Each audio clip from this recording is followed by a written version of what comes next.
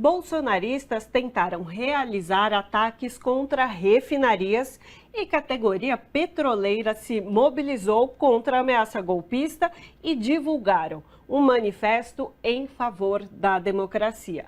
Para comentar essa tentativa de ataque e a mobilização da categoria, é que vamos falar agora com o David Bacelar, que é coordenador geral da Federação Única dos Petroleiros, a FUP.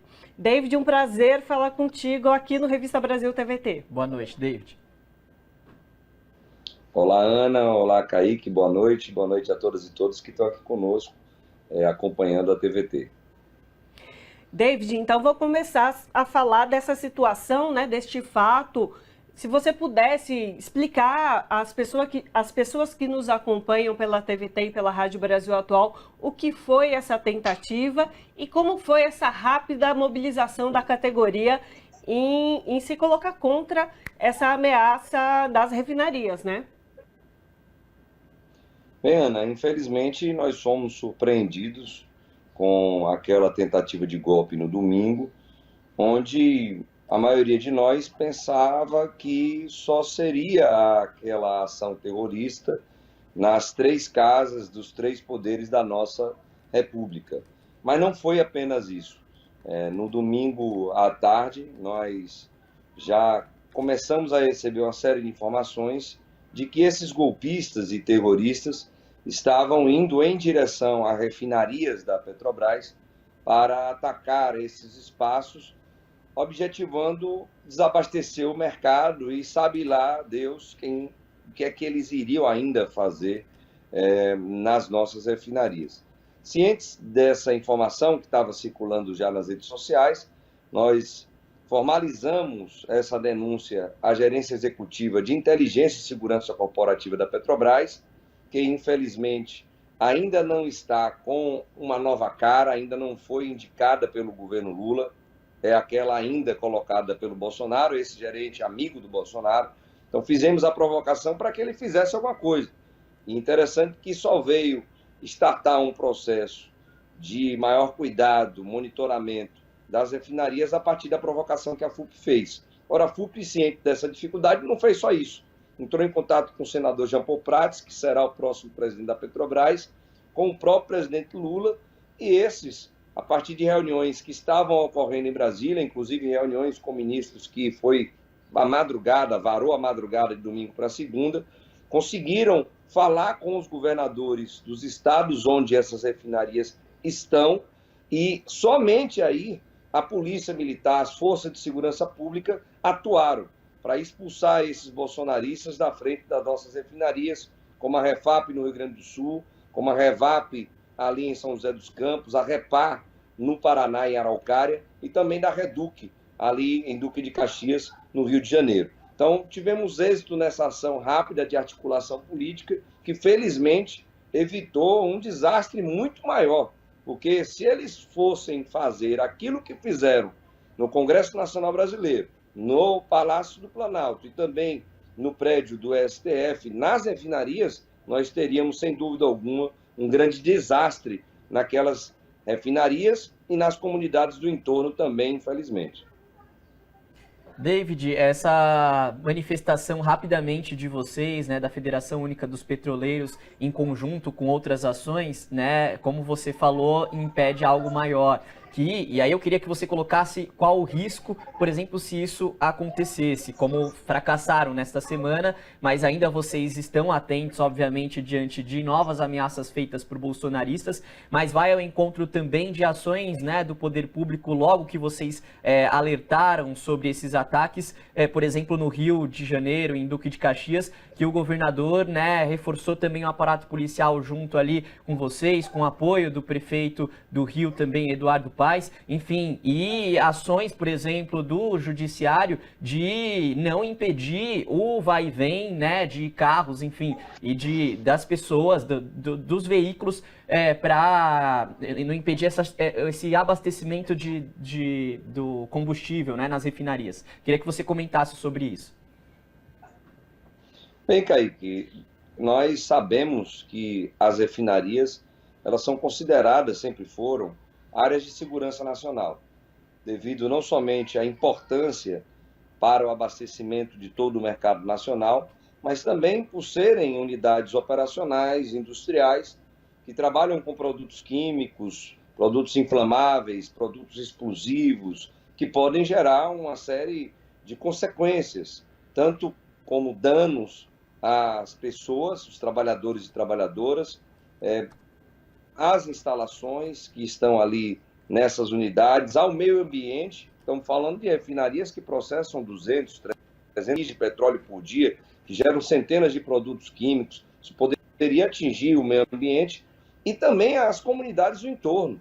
Imaginemos que um terrorista ou um grupo de terroristas como esse entrasse numa refinaria e tirasse vivos de depredações de equipamentos sensíveis. Então, essa seria uma consequência que, óbvio, que nenhum de nós gostaríamos de ter. E, além disso, um dos objetivos centrais, quando eles foram para as refinarias e para as distribuidoras, era também de desabastecer não somente essas regiões, mas também desabastecer o mercado nacional. Porque as refinarias da Petrobras, elas têm essa característica de atuarem de forma integrada, uma compensando aquele déficit que uma determinada refinaria, até em regiões diferentes, tem. Então, esse seria o grande risco. Por isso que essa ação rápida da federação e aqui também do presidente Lula, do senador Jean Paul Prats, foram importantes. Como você bem disse, Kaique, não só o governador do estado do Rio de Janeiro, mas também o governador do Rio Grande do Sul, o governador, se colocaram explicitamente de que não iriam permitir que esses terroristas colocassem em risco a segurança dos trabalhadores e das trabalhadoras e da comunidade do entorno, e muito menos que desabastecessem essas regiões de combustíveis para a população brasileira. E, David, você está falando aí das dos diversos poderes políticos que tomaram atitudes, estão se posicionando, mas mais importante também é falar da mobilização da categoria petroleira, que está referendando o manifesto que a FUP está distribuindo, está divulgando sobre esses ataques e sobre o repúdio a esses ataques golpistas, não só no domingo, mas como você disse, as refinarias e aquelas supostas, né, a gente não tem grandes informações ainda sobre as torres de energia também, né, que foi um caso ainda que está sem explicação, mas a gente tenta aí sempre mensurar o quanto disso pode ser também um ataque golpista. E aí eu queria que você pudesse falar dessa importância e como tem sido rodar a categoria e falar com os petroleiros na base, ali no chão do trabalho, no chão, não é de fábrica, né? Mas com o pessoal mesmo da base, referente a esse assunto. Bem, Ana, como você lembrou, esses terroristas, eles continuam tentando, né?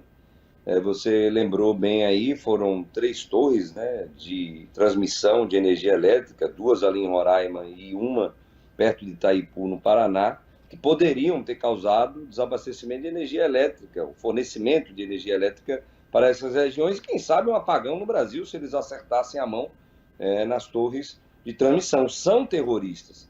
Nós continuamos o monitoramento, Ana e Kaique, nas áreas da Petrobras, a partir de trabalhadores na inteligência e segurança corporativa, e mesmo com toda essa ação nas refinarias, e justamente por conta delas, o que é que os terroristas começaram a fazer?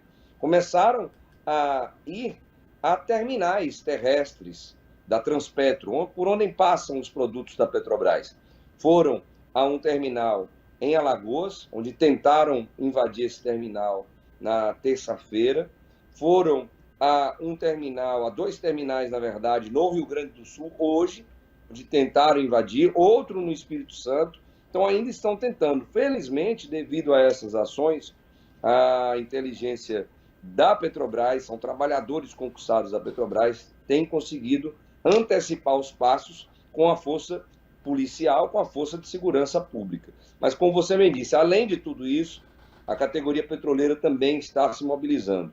Na própria segunda-feira de manhã, nós fomos em todos esses locais de trabalho, em todas essas unidades, com dirigentes dos nossos sindicatos, para garantir ao trabalhador, à trabalhadora, essa segurança, essa tranquilidade. Porque domingo, Ana e Kaique, choveram ligações, mensagens, que as pessoas estavam preocupadas sobre o que fazer, se iriam trabalhar ou não, se iriam pegar o transporte ou não. Então elas foram recebemos as pessoas na segunda-feira e na própria segunda-feira, em reunião da FUP com seus sindicatos de forma ampliada, tinham 70 dirigentes presentes nessa reunião, nós aprovamos esse ato na quarta-feira em defesa da democracia, onde iniciamos, como você bem lembrou, a aprovação de um manifesto público em defesa da democracia. Isso não apenas elaborado por dirigentes sindicais, não apenas aprovado por dirigentes sindicais, mas sim aprovado na base, como você bem colocou, no chão da fábrica, com os trabalhadores e trabalhadoras entendendo a importância do posicionamento público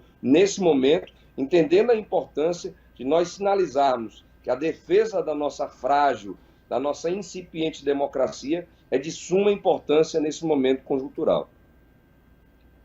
David, junto ao movimento imediato da FUP, outros movimentos sociais também se mobilizaram rapidamente e reforça, né, o quão a sociedade não está de acordo, obviamente, com esses atos criminosos que aconteceram em Brasília e outros que podem, né, outros que estão ameaçando aí de acontecer em outros lugares do país. Queria que você comentasse também sobre os atos em favor da democracia que aconteceram na segunda-feira em diversas cidades do nosso Brasil.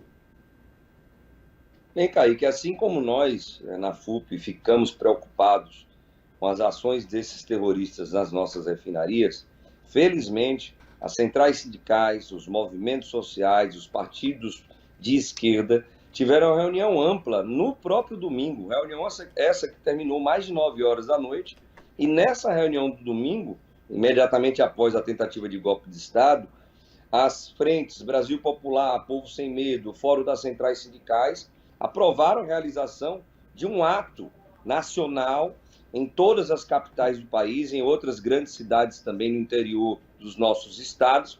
E, felizmente, na segunda-feira, a partir de meio-dia até a noite, principalmente no final da tarde, à noitinha, nós tivemos atos sendo realizados todos grandes, como ato ali no MASP, na Paulista, em São Paulo, como o ato da Cinelândia, no Rio de Janeiro, o ato do Campo Grande até a Praça Castro Alves, em Salvador, e outros atos que foram realizados. Isso demonstra que a classe trabalhadora, a sociedade brasileira, ela não irá concordar com qualquer tentativa de golpe de Estado. Não somente esses atos que foram realizados demonstraram isso. Temos pesquisas, 2 que já foram feitas, demonstrando que a esmagadora maioria da população é contrária ao que foi feito ali em Brasília e o que esses golpistas e terroristas ainda continuam fazendo no nosso país. Assim como iniciou o mandato do presidente Lula com um gigantesco ato popular que foi a sua cerimônia de posse, com mais de 200 mil pessoas, todo o seu governo será suportado pelas forças populares. Todo o seu governo terá essa sustentação dos movimentos sociais, do movimento sindical, da sociedade civil organizada e daquelas pessoas que são democratas, que defendem o Estado Democrático de Direito e que estão, sim, do lado desse governo de ampla coalizão contra o fascismo, contra aqueles e aquelas que estão tentando sangrar e ferir a nossa democracia. E aproveitando, falando dessa mobilização popular, David, a intenção das frentes, como você mencionou, Frente Brasil Popular, Povo Sem Medo, diversas outras entidades sindicais, é manter uma atuação perene agora, né? Uma atuação contínua de resistência. Queria que você falasse também da importância da sociedade civil se integrar a essa luta de resistência agora contínua. Bem, Ana, Kaique, vocês com certeza vão se lembrar da importância dos comitês populares de luta durante toda a campanha do presidente Luiz Inácio Lula da Silva. Esses comitês populares de luta, eles vêm sendo organizados há tempo, não somente na campanha. A gente lembra que durante toda a pandemia, os movimentos sociais, o movimento sindical, fez um movimento de retorno às bases, ou de reaproximação, ou de maior aproximação com as bases populares. E tivemos, durante todo esse período da pandemia, principalmente na campanha, de uma aproximação muito ímpar, muito singular. Então, sindicatos, movimentos sociais identificaram lideranças comunitárias, grandes populações que têm iniciativas locais, periféricas, que nem tinham essa visibilidade toda. E conseguimos ali organizar assim, as pessoas nos comitês populares. Tanto que os comitês populares de luta ajudaram na vitória do presidente Lula. E agora esses comitês populares de luta que foram organizados, que estão aí em todos os sistemas da CUT, todos os sistemas da Frente Brasil Popular, da Frente Povo Sem Medo, precisam agora ser transformados em comitês populares de luta e de resistência para sustentar esse governo. Mas não somente sustentar o governo no sentido pleno da sua palavra, Ana e Kaique, também de pressionar o governo à esquerda para que o programa de governo do presidente Lula ele possa ser colocado em prática. Sabemos que é um governo de ampla coalizão, 16 partidos políticos, por tabela, um governo em plena disputa. E iremos disputar isso, obviamente, com toda a responsabilidade devida, mas com essa participação popular, com grandes movimentos de massa e principalmente com o povo na rua. É assim que o Lula vai governar, é assim que ele tem conversado, o nosso presidente Lula, com todos os movimentos, com todas as entidades sindicais, devido às ameaças que ainda temos, infelizmente, dessa onda fascista, que não morreu com o resultado das eleições, a gente viu, e que precisa ser derrotada. Precisa ser derrotada com a força popular e com a força brasileira, que vai precisar dar punições exemplares para aqueles líderes que financiaram, que organizaram, que planejaram esses atos terroristas e golpistas aqui no Brasil. E será, David, será graças a essa atuação toda que a gente falou aqui, está tratando no programa de hoje. Obrigado pela participação, David Bacilar, coordenador-geral da Federação Única dos Petroleiros. Eu que agradeço aqui a oportunidade, Kaique, Ana, de estar aqui compartilhando algumas informações com os trabalhadores e trabalhadoras e com vocês. Parabenizar esse trabalho da TVT, que foi muito importante durante todos esses 7 anos de sofrimento que nós tivemos e que continuará sendo importante no processo de redemocratização da mídia aqui no Brasil, que é um dos pontos que está ali dentro do programa do presidente Luiz Inácio Lula da Silva. Um forte abraço a todas e todos. Um abraço. A gente que agradece. Abraço.